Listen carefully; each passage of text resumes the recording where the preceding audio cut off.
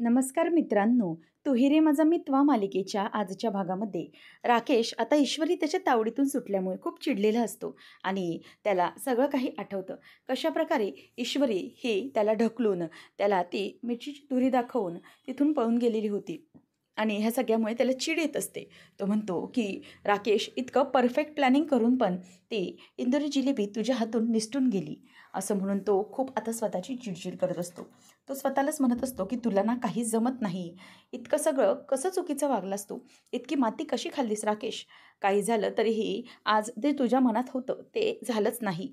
आणि स्वतःचा तो खूप राग करत असतो. तो म्हणतो की स्वतःला लाज वाटत नाहीये तुला?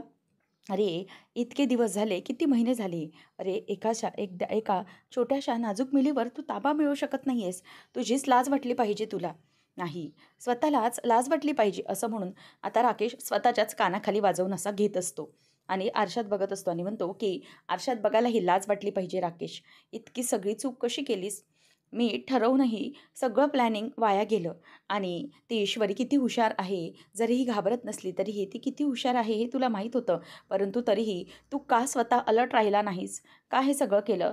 अरे, हट असं म्हणून तो स्वतःवर चिडतो आणि बाजूचा जो बॉक्स असतो तो त्या समोरच्या आरशावर जोरात आपटतो आणि ती काच फुटते आणि तो स्वतःकडेच अगदी रागानेच बघत असतो.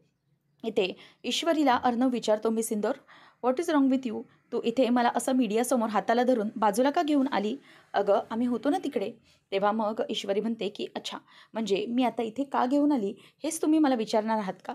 म्हणजे तुम्ही काय चुकता हे तुम्हाला समजत नाही आहे?" तेव्हा तो म्हणतो की "मिस इंदौर, अगं काय झालं? म्हणजे मला कळतच नाही आहे. अचानक तू इतकी का चिडली आहेस?" तेव्हा अर्णव म्हणतो की "अच्छा, म्हणजे आता हे पण तुम्ही मला विचारणार आहात का, की मी तुमच्यावर का चिडले ते?" तेव्हा तो म्हणतो, "मिस इंदौर." तेव्हा मग ती म्हणते की "हो, मग? म्हणजे तुम्हाला आणखीन असे तिच्यासोबत फोटो काढायचे आहेत का लावण्यासोबत चिकटून-चिकटून? आणि जर काढायचे असतील तर जा मग आणखी." तेव्हा तो हसायला लागतो आणि म्हणतो की "व्हॉट? अच्छा, त्याच्यामुळे ती चिडली आहेस तर?" तेव्हा ईश्वरी म्हणते की "हां, जा ना. तुम्हाला जर ते योग्य वाटत असेल तर मग मी काय बोलणार ना. जा तुम्ही." तेव्हा आता त्यावर लगेचच तो म्हणतो की "मिस इंदौर, अगं असं नाही आहे. पण तू इतकी चिडलीसच का ना तेच मला समजत नाही आहे. अगं, इतकं नॉर्मल तर होतं सगळं. फक्त आम्ही फोटोज काढत होतो ना." तेव्हा मग ती म्हणते की "तुम्हाला असं वाटत नाही आहे का की ती लावण्या मॅडम हे सगळं मुद्दामून करते? तुम्ही उगीचच नॉर्मल का रिॲक्ट करताय तिच्यासोबत?"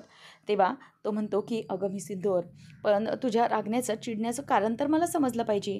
तू इतकी का चिडतेस आज? अचानक तुला झालंय तरी काय? मगासपासून तर तू व्यवस्थित होती, पण आता अचानक तुला झालंय तरी काय?" ईश्वरी आता विचार करत असते की सर बरोबर बोलतायत. म्हणजे आता इतकी का चिडते मी? ती इतकी चिडलेली असते की अगदी थरथर कापत असते. त्यावेळेला अर्णव म्हणतो, "मिस इंदौर, काय झालंय बोलशील का?"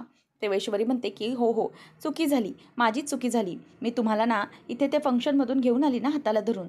जा, तुम्ही ना परत त्या फंक्शनमध्येच जा. माझ्याशी ना आता तुम्ही बोलूच नका." तेव्हा तो म्हणतो, "मिस इंदौर, अगं किती मोठ्याने बडबडतेस तू? किती आवाज आहे तुझा? आणि मीडियामध्ये जर ऐकू गेलं तर मग प्रॉब्लेम नाही का होणार? म्हणजे तू इतकी मोठ्याने का बडबडतेस मला?" तेव्हा आता लगेचच ईश्वरी म्हणायला लागते की "अच्छा, म्हणजे बरोबर माझीच चूक झाली ना. मी तुम्हाला इथून घेऊन आले. जा, तुम्हाला जायचं असेल ना तर परत जा. जा फोटो काढा." तेव्हा आता मामा येतो आणि म्हणतो की "अरे, आता काय चाललंय तुमच्या दोघांचं इथे परत?" तेव्हा आता मामा म्हणतो की "अरे अर्णव, तुला समजत नाही आहे का?" तेव्हा मामाला तो विचारतो की "अरे मामा, माझं काय चुकलं मला समजत नाही आहे. बघ ना किती आवाज करते." तेव्हा मग मामा म्हणतो की "अरे, तुमच्या दोघांचे आवाज असेच वाढले ना तर तिकडे मीडियासमोर बातमी वेगळीच झळकेल. तुमच्या दोघांची भांडणं लाईव्ह टेलिकास्ट होतील तिथे." तेव्हा लगेचच ईश्वरी म्हणते की "हो ना, मी यांना किती वेळा शांतपणे सांगितलं, पण ते ऐकायलाच तयार नाहीत. आणि यांना फोटोज काढायचे असतील ना, तर काढू देतं. असे असे अगदी चिकटून फोटो काढायचे असतात." तेव्हा आता लगेचच मग अर्णव म्हणतो की "बघितलं, मामा अशी वागते ही. हिला विचारलं तर काही नीट सांगतच नाही." तेव्हा आता मामा गोंधळतो की आता कोणाची म्हणून साईड घेऊ. तर इथे लावण्या ही वल्लरीला फोन लावते आणि म्हणते की "तुम्हाला माहिती आहे का, तुम्ही त्या आकाशला घेऊन जर त्या हॉस्पिटलमध्ये गेलाच नसतात ना, तर ती मिडल क्लास ईश्वरी ही घरातून सुटूच शकली नसती. तुम्ही हा जो काही प्लॅनिंग केला ना, तो परफेक्ट फ्लॉप प्लॅनिंग होता. त्यामुळे त्या ईश्वरीला घरातून निसटायला मिळालं." तेव्हा मामी म्हणते की "लावण्या, अगं तुला मी एक गोष्ट सांगू का? खरं तर ती ईश्वरी ना त्या ऑफिसमध्ये पोहोचणं ना, हे तिचं नशीबच होतं आणि तिच्या नशिबाचाच भाग होतं. आणि जर ती ऑफिसमध्ये पोचली तर ते तिचं नशीब. बघितलं ना, इतकं अडूनही तिला त्या ऑफिसमध्ये पोचायला मिळालंच मिळालं. म्हणजे याचा अर्थ काय आहे, ती त्या ऑफिसमध्ये पोचणं हा नशिबाचाच भाग आहे." तेव्हा लावण्य म्हणते की मामी, नशीब माय फूट, मला तर तुमचा खूप राग येतोय, तुम्ही हे सगळं का केलं? तेव्हा त्यावर राकेश म्हणतो की हे बघ लावण्या, मी एक गोष्ट तुला सांगतो क्लिअरली, तुझा मला वाटतंय की फोकस चुकतोय. तू खरं तर फोकस करतेस त्या ईश्वरीवर, परंतु तुला फोकस केलं पाहिजे अर्णववर. तेव्हा मग ती म्हणते की जीज, म्हणजे माझा फोकस कसा चुकतोय? मी त्या ईश्वरीलाच ARपासून कायमचं लांब करायला बघते ना, म्हणूनच हे सगळं करते. तेव्हा तो म्हणतो की तिथेच तर तू चुकत आहेस. तू ना त्या ईश्वरीवर लक्ष देऊ नकोस.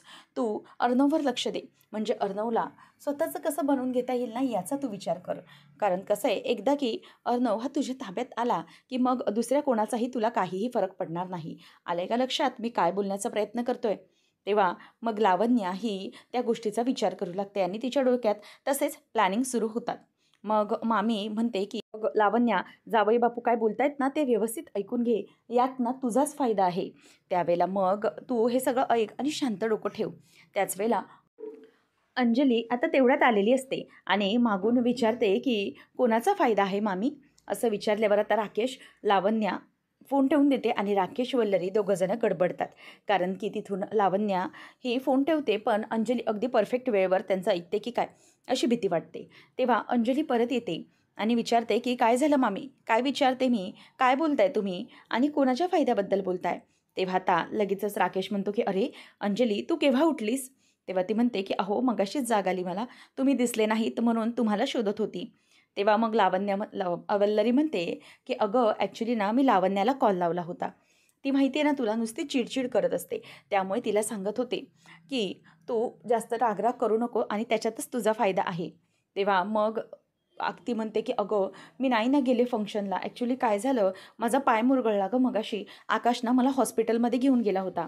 आणि ती मुद्दाम पाय मुरगळण्याचं, दुखण्याचं परत नाटक करू लागते. तेव्हा आता लगेचच ती म्हणते की "काय गं मामी, जास्त पाय दुखतोय का तुझा?" ती म्हणते की "हो ना अगं." त्यावर लगेच आता राकेश म्हणतो की "बरं चालेल अंजली, एक काम कर, तू ये बाहेर, मी तुझ्यासाठी मस्तपैकी उठलीच आहेस तर आल्याच्या चहा करतो." असं म्हणून तो तिला घेऊन जात असतो आणि "मामी तुम्ही पण या," असं तिला बोलतो. त्याच वेळेला आता राकेश हा मामीला खुणावतो की "चला तुम्ही पण चला." आणि मग सगळं व्यवस्थित तिला वेड्यात काढलं म्हणून दोघंही आनंदात असतात. इथे लावण्या ही फोन ठेवते आणि तिला एक छान आयडिया मिळते, परंतु वल्लरी म्हणते की "चला बरं झालं, आता लावण्याने राकेशजींच्या सांगण्यावरून ऐकलं म्हणजे झालं." इकडे आता आकाश हा नम्रतासोबत बोलत असतो आणि म्हणतो की "ना माझ्यावर दादा खूप चिडला आहे नम्रता. म्हणजे त्याने मला सांगितलं होतं की ईश्वरीला सोडून कुठे जाऊ नको. पण मी काय करणार? खूप एमर्जन्सी आली तर मला तरी काय करायला होणार होतं?" तेव्हा लगेच नम्रता म्हणते की "हे बघा आकाश सर, तुम्ही तुमच्या जागी बरोबर आहात आणि तसंही आपल्या आईची काळजी घेणे हे एका मुलाचे परम कर्तव्य असतं ना. त्यामुळे तुम्ही तेच केलं आणि काळजी करू नका. तुम्ही ना एकदा जिजूंसोबत समोर बसा आणि त्यांना सगळं काही समजावून सांगा. मला खात्री आहे की ते नक्की तुम्हाला समजून घेतील." त्यामुळे तेव्हा मग आकाश म्हणतो की "हो, मी बोललो त्याला, पण तरीही तो चिडला होता. पण ना नम्रता, मला एक गोष्ट समजत नाही की ईश्वरीला तो एकटीला घरात सोडू नको असं का म्हणाला? म्हणजे ईश्वरीला आपल्या स्वतःच्याच घरात काय थ्रेट असेल ना, तेच मला समजत नाही. म्हणजे आपल्या घरातच तिच्यावर काय होऊ शकतं? मला हेच कळत नाही की दादा माझ्यावर खूप चिडला. आणि दादा ईश्वरीच्या बाबतीत ओव्हर प्रोटेक्टिव्ह आहे हे तर मला लक्षात येतं आणि तो तिच्यावर प्रेम करतो, पण स्वतःच्याच घरात काय प्रॉब्लेम असू शकतो ना? मला हेच रिझन नाही समजलं." नम्रता म्हणते की "त्याचं काय ना आकाश सर, की दिवाळीच्या वेळेला जो काही हल्ला झाला होता ना, त्या हल्ल्यामुळे हे सगळं झालं असेल कदाचित." त्यावेळेला मग आकाश म्हणतो की "हो हो, म्हणजे मलाही तसंच वाटतंय की दिवाळीच्या वेळेलाच हे सगळं झालं असेल." अच्छा, माझ्या आता लक्षात आलंय की नक्की काय घडलं असेल ते. त्यावर आकाश म्हणत असतो की "हो, मलाही असंच वाटतंय की काहीतरी गडबड ही नक्कीच आहे. ठीक आहे, असू देत. पण मला जरा काळजीच वाटते की दादा काय बोलेल." त्यावर नम्रता म्हणते की "ठीक आहे सर, तुम्ही काळजी करू नका." तेव्हा मग तो म्हणतो की "नम्रता, सिरियसली तुझ्याशी बोलल्यावर ना मला आय फील फ्री नाव." तेव्हा ती गप्पच बसते. मग त्यानंतर तो म्हणतो की "असंच तू माझ्या मनातलं न बोलता प्रत्येक वेळेला ओळखून घेशील ना?" तेव्हा ती म्हणते की "ठीक आहे सर, मी फोन ठेवू का?" तेव्हा तो म्हणतो की "का घाई आहे का? बिझी आहेस का कुठे? थोडा वेळ बोलशील का?" तेव्हा नम्रता म्हणते की "ओके, ठीक आहे, बोलूया." आणि मग नम्रता आणि आकाश यांच्या पुन्हा गप्पा सुरू होतात. पुन्हा एकदा ते दोघंजण एकमेकांशी गप्पा मारत असतात. तर इथे आकाश आणि नम्रता यांची जोडी मात्र व्यवस्थितपणे जुळलेली असते. आणि एक स्टाफ येतो इथे लावण्याला म्हणतो की "मॅम, तुम्ही सांगितलेलं औषध तेव्हा ती औषध बघते आणि म्हणते की ए आर, आत्तापर्यंत मी खूप सहन केलं, पण आता नाही. बस झालं, काही झालं तरीही आता या औषधाद्वारे मी तुला माझा बनवून राहणार म्हणजे राहणारच. ती मिडल क्लास ईश्वरी पण आता फंक्शन सोडून निघून गेली आहे. आता मी मात्र शांत बसणार नाही. हे औषध आता तुझ्या पोटात गेलं की माझं काम झालं म्हणून समजायचं. आता काही झालं तरीही ती मिडल क्लास ईश्वरी माझ्या आणि ए आरच्या कधीच मध्ये येऊ शकणार नाही. काही झालं तरीही आम्ही दोघं आत्ता एकत्र असणार आहोत. आता ए आर पूर्ण माझ्या ताब्यात असणार आहे आणि फक्त माझा असणार आहे. आजची रात्र फक्त मी आणि माझा ए आर, असं म्हणून ती मस्तपैकी स्वप्न रंगवू लागलेली असते. इथे मामा आणि ईश्वरी निघालेले असतात आणि ईश्वरी खूपच अशी चिडचिड करत असते. त्यावेळेला मामा तिला म्हणतो की अगं ईश्वरी, काय झालं? तेव्हा त्याला फोन येतो म्हणून तो जरा बाजूला जातो. तितक्यात ईश्वरी म्हणते की माझं जरासं चुकलंच का? म्हणजे मी अर्णव सरांना असं एकट्याला सोडून नको यायला पाहिजे होतं का? त्यावर आता मामा म्हणतो की काय गं ईश्वरी, काय झालं? तेव्हा आता ईश्वरीला सतत आठवत असतं की कशाप्रकारे लावण्या ही अर्णवला चिकटून त्याच्यासोबत मीडियासमोरच फोटो काढत होती आणि कशाप्रकारे मीडियासमोर अर्णवला घेऊन ईश्वरी बाजूला निघून आली होती. तेव्हा तो म्हणतो की मिस इंदौर, तुला काय झालं आहे? म्हणजे तू इतकी का चिडली आहेस? तेव्हा ईश्वरी त्याला चिडलेली आणखी आठवते. ते म्हणते की काय झालं? मी सरांवर उगीचच चिडले का? म्हणजे त्या लावण्या मॅडमची कायच म्हणजे चुकी आहे हे मला माहिती आहे, पण अर्णव सरांना ते काहीच माहीत नाही आहे. मग मी त्यांच्यावर चिडायला नको हवं होतं का? त्यांना एकट्यानंच असं फंक्शनला सोडून नको यायला पाहिजे होतं का? असं ती स्वतःला पुन्हा एकदा विचारते. आणि त्यावेळेला मामा येतो आणि म्हणतो की काय झालं? काय झालं? चेहरा असा का पडलाय? म्हणजे अर्णवसोबत भांडलीस, त्याचा स्वतःलाच पश्चाताप होतोय, बरोबर ना? असं वाटतंय ना की उगाचच कशाला फंक्शन सोडून आले? तेव्हा ईश्वरी मात्र गप्प असते. मामाने तिच्या मनातलं अगदी बरोबर ओळखलेलं असतं. तेव्हा मग तो म्हणतो की काय गं, जायचं आहे ना घरी की परत फंक्शनला जायचं आहे? असं मामा तिला विचारतो. तर इथे मात्र त्यांचं ते बोलणं सुरू असताना लावण्याने आपलं कामसुद्धा सुरू केलेलं असतं. लावण्या ही अर्णवला कॉफी देते आणि म्हणते की ए आर, हे घे तुझी गरमागरम ब्लॅक कॉफी. तेव्हा तो काम करत असताना म्हणतो की अरे लावण्या, आज चक्क तू कॉफी घेऊन आलीस? तेव्हा ती म्हणते की हो, ॲक्च्युली काय झालं मला माहीत आहे, तू खूप दमला असशील आणि तुला या ब्लॅक कॉफीची फार गरज आहे, त्यामुळे ही कॉफी मी तुझ्यासाठी आणली. असं म्हटल्यावर आता इथे ती कॉफी तो घेत असताना लावण्या त्याच्याकडे बघत असते आणि म्हणत असते की यार, आजचं फंक्शन खूप छान झालं ना? तेव्हा तो फक्त एवढंच बोलतो आणि त्याच्या कामामध्ये तो खूप बिझी असतो. तेव्हा इथे लावण्या ही मनातल्या मनात खूप आनंदात असते की यार, यातला एक एक सिप जेव्हा तू घेत जाशील ना, तेव्हा तेव्हा तुझ्या डोक्यामध्ये वेगळंच काहीतरी सुरू होईल. तेव्हा आता अर्णव म्हणजेच थोडंफार कॉफी घेतो आणि त्याला त्या कॉफीच्या खोटांमुळे आता घशाकडे थोडाफार त्रास व्हायला सुरुवात होत असते. आणि लावण्याचं मात्र अगदी तिरकी नजर त्याच्यावर असते की ए आरला कधी होते काही आणि कधी ए आरच्या मी जवळ जाते, असं त्याचं झालेलं असतं. तर इथे अर्णव कॉफी पितो आणि कॉफी जवळपास अर्धी संपवल्यानंतर विचार करतो की काय झालं आहे, म्हणजे या कॉफीमुळे असं मला का वाटतं आहे? आणि त्याला कळत नसतं, तो फक्त ना असं हसत चाललेला असतो. म्हणजे मध्ये मध्ये त्याला हसत असतं, हसायला येत असतं, मध्ये मध्ये तो स्वतःला कंट्रोल करत असतो. असं सगळं त्याचं सुरू असतं. त्यावेळेला मग आता अर्णव हसत असताना लावण्य म्हणते की यार, what is wrong with you? मुद्दाम ती नाटक दाखवत असते की तिला जणू यातलं काहीच माहीत नाही. तेव्हा अर्णव उठतो आणि म्हणतो की म्हणजे मला काय होतंय? मध्येच त्याच्या डोक्यामध्ये अगदी अगदी तिडीक गेल्यासारखं झालेलं असतं. त्याला त्याचा त्रास व्हायला लागतो.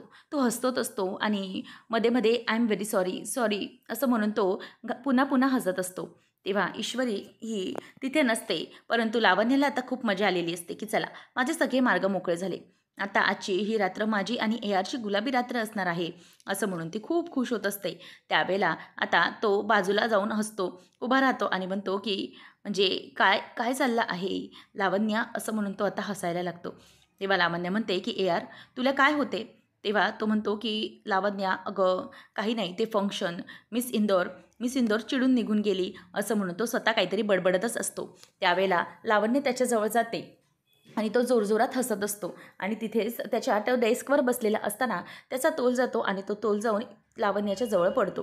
तेव्हा लावण्या आता त्याला जवळ घेते आणि आधार देत असते. तेव्हा मग आता तो म्हणतो की हे बघ, काहीच बोलायचं नाही, मिस इंदौर चिडलेली आहे. तेव्हा मग लावण्या काहीच त्याला बोलत नसते. ती म्हणते की हे बघ ए यार, मला माहिती आहे की तुला काय वाटतंय ते, त्यामुळे प्लीज तू आहेस ना, काहीही बोलू नकोस आता. आणि त्या मिस इंदौर मिडल क्लासची अजिबातच आठवण काढू नको, कळलंय ना तुला? आज जे काही होणार आहे ते फक्त आपल्यात असणार आहे, अँड यू अँड मी. तेव्हा तो म्हणतो की नो, असं तो नशेतच बोलून जात असतो. त्यावेळेला मग आता लावण्य म्हणत असते की ए यार, म्हणजे काय करू मी, तुला माहिती आहे का. तेव्हा मग तो म्हणतो की नो नो, असं म्हणून तो आता अगदी लहान मुलासारखं खट्याळ हसत बाजूला जातो. तेव्हा आता त्यावर लावण्य म्हणते की ए यार इकडे ये, ऐक मी तुला काय सांगण्याचा प्रयत्न करते. तेव्हा मग आता ती म्हणते की हे बघ ए यार, माझं ऐकशील का तू प्लीज एक गोष्ट. तुला माहिती आहे ना, आपण दोघंही पहिले एकमेकांसोबत होतो, पण यापूर्वी तुला आठवतंय. ती म्हणत असते की ए यार, तुला माहिती आहे अगोदरपासून आपण दोघंही अगदी क्लोज फ्रेंड्स होतो. मग आपण बिझनेस पार्टनर झालोय. आपण दोघंही खूप एकत्र होतो. तुला माहिती आहे ना, पहिल्यापासूनच आपण दोघंही एकमेकांना कम्पॅटेबल आहोत. तेव्हा अर्णव म्हणतो की I don't think so, no I don't think so, असं तो तिला बोलत असतो आणि अगदी नाराज झाल्यासारखं. तेव्हा ती म्हणते की ए आर येस, तुला माहिती आहे का, तुला मी सूट करते. तुला तुझी ती ती मिडल क्लास वाईफ अजिबातच सूट करत नाही. त्यामुळे मी तुला सांगते ते प्लीज ऐक. अरे आपण दोघंच एकत्र परफेक्ट आहोत. खरं तर आपलंच लग्न जे होणार होतं ते परफेक्ट आहे, परंतु तुला तर कळलं नाही. तेव्हा आता हे ऐकल्यानंतर लावण्या ही त्याला म्हणत असते की तुझी ती मिडल क्लास वाईफ आपल्यामध्ये आली आणि त्यामुळे हा सगळा प्रॉब्लेम झाला आहे. आता तिला अजिबातच आपण आपल्यामध्ये आणायचे नाही. त्यामुळे ए यार, तू आणि मी एकत्र असलो तर मग आपल्याला कोणाचाही काही फरक पडणार नाही. जस्ट यू अँड मी. आपण दोघंच एकमेकांना मॅच आहोत. ती मिडल क्लास बायको तुला अजिबातच सूट करत नाही, असं ती त्याला बोलत असते आणि म्हणते की ती डोक्यात जाते आता माझ्या. परंतु जाऊ दे, आता तिचा विचार करायचा नाही आपण. आता फक्त आपण आपला विचार करायचा. ए यार, आता फक्त तू माझा आहेस आणि माझाच कायम राहणार आहेस. आजच्या या रात्रीनंतर आपण दोघं कायम एकत्र असणार आहोत. ए यार, असं म्हणून आता ती त्याच्या डोळ्यामध्ये बघत असते आणि त्याला जवळ करण्याचा प्रयत्न करत असते. आणि ए आरला म्हणजेच अर्णवला जवळ घेऊन ती त्याला जवळ करून किस करण्याचा प्रयत्न करणार. तेवढ्यातच आता तिथे ईश्वरी येते आणि ईश्वरी तिचा हात जोरात खेचते आणि हू द हेल इज दिस, असं लावण्य जोरात ओरडते. त्याच वेळेला ईश्वरी म्हणते की मी ईश्वरी अर्णव राजेशिर्के, आणि ती तिला मागे खेचून जोरात तिच्या कानाखालीच वाजवते. आता त्याच वेळेला लावण्य गपचूप होते आणि मग अर्णव हा बोलायला लागतो की बघितलं, आली माझी बायको आली, ईश्वरी अर्णव राजेशिर्के आली, असं म्हणून आता तो खूप खुश होऊन तिच्याकडे धावत येतो आणि ईश्वरीला मागेन जाऊन हू हू असं करून मिठी मारतो. ईश्वरी आता अर्णवला बघत असते. तिच्या लक्षात येतं की काहीतरी नक्कीच झाले. तेव्हा मग ईश्वरी लावण्याला ओरडते आणि म्हणते की लावण्य मॅडम, बस झालं हा, आता तुमचं खूप झालं, खूप सहन केलं, आता इथून पुढे नाही. जेव्हा एका लग्न झालेल्या बाईच्या पुरुषावर जेव्हा अशी तुझ्यासारखी बाहेरची बाई ही नजर ठेवते, संधूसाधूपणा करते ना, तेव्हा असंच तिचं कानफाड फोडावं लागतं. आणि त्यामुळे लक्षात ठेवा, कितीही काही झालं तरीही तुम्ही आम्हाला अजिबातच काही करू शकणार नाही. अजिबात माझ्या अर्णव सरांवर नजर ठेवायची नाही. मी त्यांची लग्नाची बायको आहे. तेव्हा आता ईश्वरीचा हात ती धरायला जात असते. तेव्हा ईश्वरी तिचं बोट अगदी रागानेच चिडून पकडते आणि म्हणते की बोट मागे ठेवायचं, लक्षात आलं. तेव्हा आता अर्णव हा एक्सक्यूज मी असं म्हणून त्या दोघींच्या मधून चालत जात असतो आणि जोरजोरात टाळ्या वाजवत असतो आणि म्हणतो की येस, ही आहे माझी बायको, असं म्हणून तो खूप खुश होत असतो आणि सारखा तिच्या जवळ जाऊन तिला मागून पकडत असतो.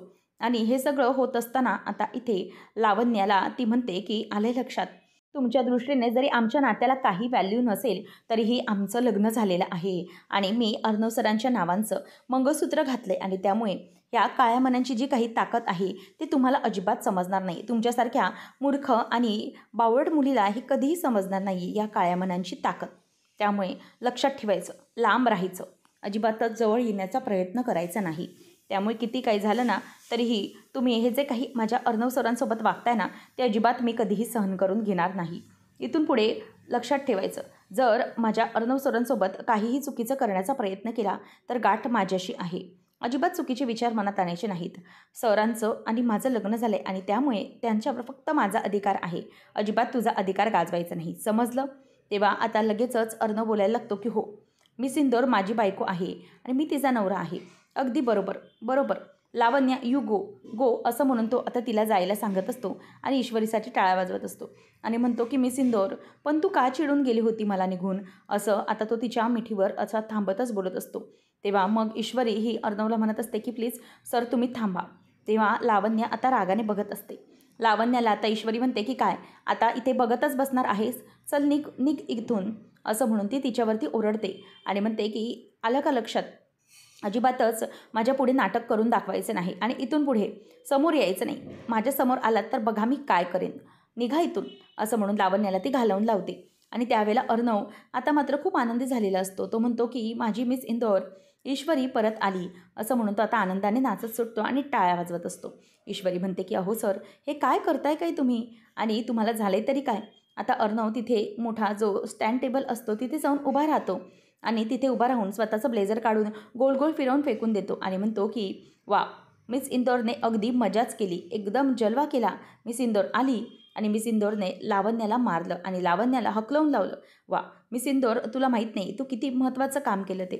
लेडीज अँड जेंटलमॅन, माझा माईक कुठे आहे, असं म्हणून तो इथे तिथे माईक शोधायला लागतो. तर तिथेच बाजूला एक छोटूसा फ्लॉवर पॉट असतो, तो घेतो आणि म्हणतो की लेडीज अँड जेंटलमॅन, तुम्हाला माहिती आहे का की आज मिस इंदोर ही शोमध्ये आली आणि ही शोमध्ये बाजी मारली आहे. तिने लावण्याला कानाखाली वाजवून शोमधून बाहेर काढून टाकले. त्यामुळे मिस इंदोरचा आता सत्कार करावा लागणार आहे, असं म्हणून आता तो जोरजोरात टाळ्या वाजवत असतो. तेवढ्यातच ईश्वरी त्याला सावरायला जाते आणि अर्णवचा तोल जातो, तो खाली पडतो. त्याच्याबरोबरच ईश्वरी देखील त्याच्याच अंगावर खाली पडते. तेव्हा आता ईश्वरी त्याच्याकडे आणि अर्णव तिच्याकडे दोघं एकमेकांकडे बघतच राहतात, कारण की हे जे काही सुरू आहे ते खरंच खूप एन्जॉयबल आहे असं दोघांना वाटत असतं. ईश्वरी इकडे आता अर्णव बघतो आणि तिच्या डोळ्यांवर जे काही केसांची बट आलेली असते ती तो पटकन बाजूला करून टाकतो आणि ईश्वरीला तो म्हणतो की मिस इंदोर, मला सांग की तू असं का केलं. ईश्वरी म्हणते की काय. तेव्हा तो म्हणतो की मिस इंदोर, तू भडकुशनसारखी का वागते आणि तू मला भडकुशन का बोलते. तेव्हा ती गप्प बसते आणि पुन्हा एकदा अर्णव विचारतो की मग तू हा शो सोडून का निघून गेली होतीस मगाशी, इतकी का चिडली होतीस माझ्यावर, हा शो सोडून निघून गेली होतीस आणि मला तर तू भडकुशन म्हणते. तेव्हा आता ईश्वरी म्हणते की सर, आता ते सगळं जाऊ द्या, तुम्हाला काय होतं आहे मला कळत नाही आहे आणि तुमचं विमान आज असं का उडतं आहे बुंगाट. तेव्हा अर्णव म्हणतो की येस माझं विमान, असं म्हणून तो पुन्हा जोरजोरात तिथून उडायला लागतो आणि माझं विमान आता थांबणार नाही आहे. ईश्वरी म्हणते की हे भगवान, गणूबाप्पा, अर्णव सरांना काय होतं आहे, या लावण्य मॅडमने काही औषध म्हणून पाजलं आहे की काय त्यांना, असं म्हणून आता तिला टेन्शन यायला लागतं. आता अर्णवला ती तिथेच खुर्चीवर बसवते आणि म्हणते की अर्णव सर प्लीज तुम्ही इथे बसा, तुम्हाला काय होतं आहे, तुम्हाला कोणी काही केलं आहे का. तेव्हा तो म्हणतो की नाही, माझं विमान मला आता उडवायचं आहे, येस माझं विमान, असं म्हणून तो आता जोरजोरात उड्या मारत असतो आणि उहू उहू करून जोरजोरात म्हणत असतो की मिस इंदोर, मला खरंच कळत नाही आहे, मी खूप हॅपी आहे. तेव्हा ईश्वरी पुन्हा त्याला बसवते आणि म्हणते की अर्णव सर, मला जरा सांगाल का की तुम्हाला काय झालं आहे तरी काय. तेव्हा ईश्वरीला आता तो पटकन मिठी मारतो आणि म्हणतो की मिस इंदोर, काही नाही, मी खूप जास्त आनंदात आहे, बस इतकंच, आज मला खूप आनंद झाला आहे की तू आली आहेस, बस इतकंच. असं म्हटल्यावर आता जेव्हा अर्णव ईश्वरीला पोटाकडे पिठी मारतो तेव्हा तिला खूप आनंद होतो, अगदी खूपच तिच्या अंगावर शहारा येतो. पुढच्या भागात आपण पाहणार आहोत. आता ईश्वरी ही अर्णवबरोबर येते, त्याला सावरत असते, सगळेजण अर्णवला बघत असतात. अर्णव आता अगदी नाचत सुटलेला असतो. तेव्हा आता तो नाचत असताना राकेश म्हणतो की बघितलं का, ईश्वरीने कसं वेड लावलं आपल्या अर्णवला, अगं कसा करतोय तो बघितलं, अगदी असा कधीच वागत नाही असं वागतोय तो. तेव्हा मग आता अंजली म्हणते की अहो तुम्हाला समजत नाही आहे का, हे काय आहे. अहो ईश्वरीच्या प्रेमात अर्णव अगदी लहान जाऊन बसलाय, वेडा झालाय तो आणि म्हणूनच हे सगळं करतोय आणि तो किती आनंदी आणि खुश आहे तुम्हाला दिसत नाही आहे का, असं आता ती त्याला बोलते. त्यामुळे तो चिडूनच तिच्याकडे बघतो. ईश्वरी म्हणते की अर्णव सर, चला आता बहुत घ्या, चला तुम्ही आतमध्ये चला. परंतु तो ऐकायलाच तयार नसतो, तो फक्त नाचत असतो. इथे लावण्याचा मात्र तिळपापड झालेला असतो. ती म्हणते की ईश्वरी, इतका सगळा प्रयत्न करूनही तू ते होऊ दिलं नाही. तू आज जो माझा अपमान केला त्याचा मी बदला एक दिवस नक्कीच घेणार. आज तू ज्या प्रकारे माझ्या कानाखाली वाजवली ना, त्याच प्रकारे एक दिवस AR स्वतः तुझ्या कानाखाली वाजवणार आणि माझा जसा अपमान केलास ना, तसा तो तुझा अपमान करून तुला घराच्या बाहेर हाकलवून लावणार. बघ, हे माझं प्रॉमिस आहे, हे या लावण्याचं प्रॉमिस आहे. काही झालं तरीही ती तुझं आणि ARचं नातं कधीही एकत्र येऊ देणार नाही आणि इट्स अ प्रॉमिस, असं म्हणून ती आता भयंकर चिडलेली असते. आता नेमकं पुढे काय होणार आहे, ईश्वरी आणि अर्णवच्या या नात्यात पुढे काय नेमकी मजा येणार, पाहणं इंटरेस्टिंग ठरणार आहे. अशाच अपडेट्ससाठी आताच आपल्या चॅनलला सबस्क्राईब नक्कीच करा. धन्यवाद.